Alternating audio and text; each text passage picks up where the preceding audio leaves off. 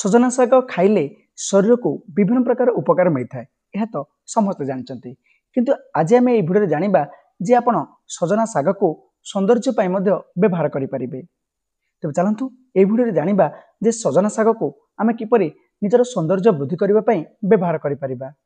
सजना शाग पेस्ट लगाइले dark skin tone lighting होता है।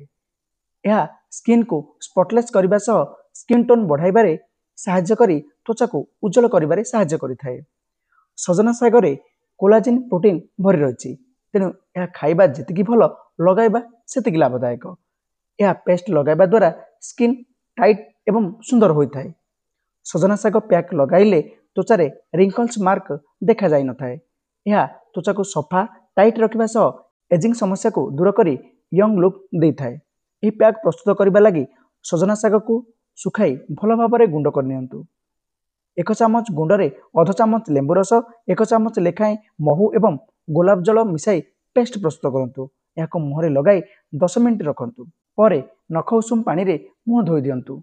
यदि आप मानकर व्रण समस्या दूर करिबार थाए यह बहुत लाभदायक। एथिपई सजना तेल व्यवहार करंतु कारण एथिरे एंटीबैक्टीरियल गुण भरी रही। सजना शाग को पेस्ट करी भी आपण व्रण होइतिबा स्थान रे लगाई पारिबे।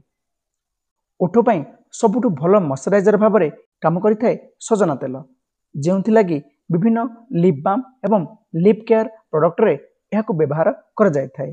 तेबे आपण जानिले तो सजना शाग केवल हम शरीर पाई न यह हम सौंदर्य वर्धक मध्ये बहुत साहाय्य करे। तेबे आशा करे वीडियोटी भल लागिथिबो। तेबे निहाती भाबरे आपनक सांग मानक सहित शेयर करंतु। रहउची नमस्कार।